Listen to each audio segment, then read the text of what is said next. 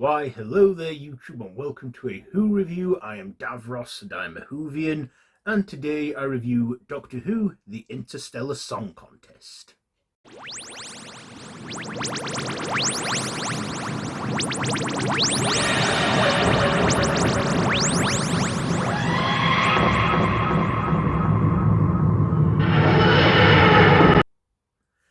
So this is another episode from Season 2 or Series 15, where the Doctor's mission to return Belinda to Earth brings them to a space station song contest where what starts as entertainment turns into a fight for survival, as the whole thing is, well, hijacked by creatures that are like horned humanoid creatures.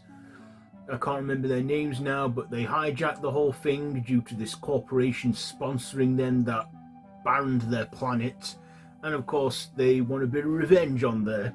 So that's like the plot there. What did I like about this one? Well, first of all, I thought with this being this aired on the day of the Eurovision Song Contest final. I've never bothered much with Eurovision. I don't even watch it now because it's just not about the music anymore. Countries vote for each other and all that, and I'm not getting into that. But yeah, this was definitely a love letter to the Eurovision Song Contest that has been around for nearly 70 years now, and yeah, we see the Doctor and Belinda in a far futuristic version in the 30th century. But yeah, again, we had, I reckon in this one, galaxies vote for one another. Whether our system gets any luck, I don't know.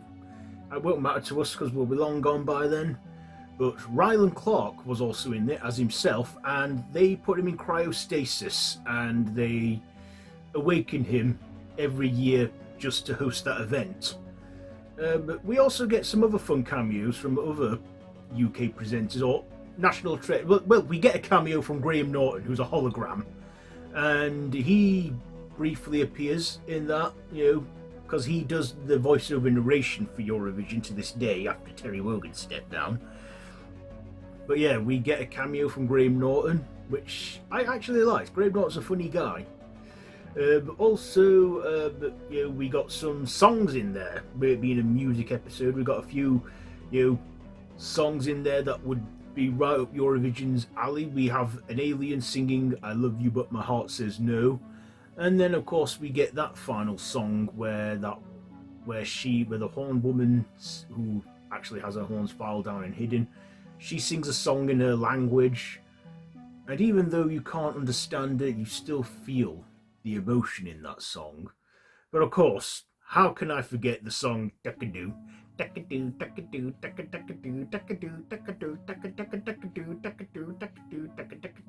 Yeah, that was a bonkers song, but actually was made up by Murray Gold.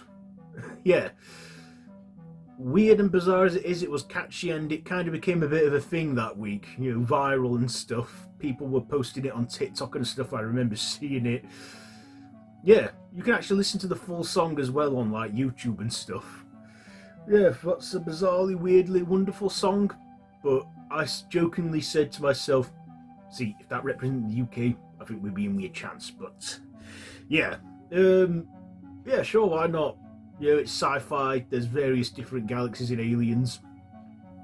But of course, I also get the villain of the piece, if you can call him a villain at all, who is wanting to take down this corporation that puts profit over people. So I get their motivation and stuff.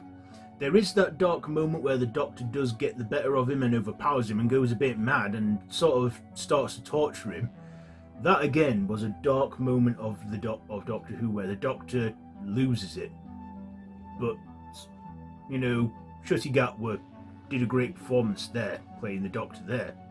There was also the scene where they release everybody into space, but they're all got these things where they can be teleported back one at a time, and as they do that, we have a montage of "Get Making Your Mind Up" by Bucks Fizz, who won Eurovision that year in 1981 for the UK. But I also liked the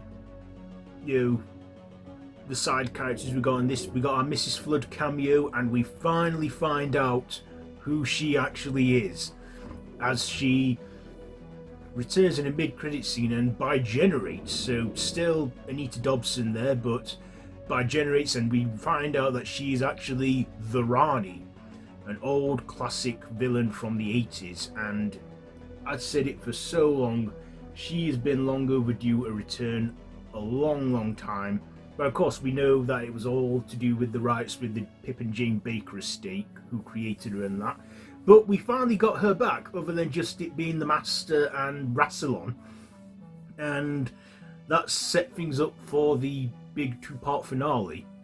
Of course, I can't forget that moment where the Doctor is like suspended in space, and then we hear that voice. And when I first saw this, my jaw dropped. I was like, Susan!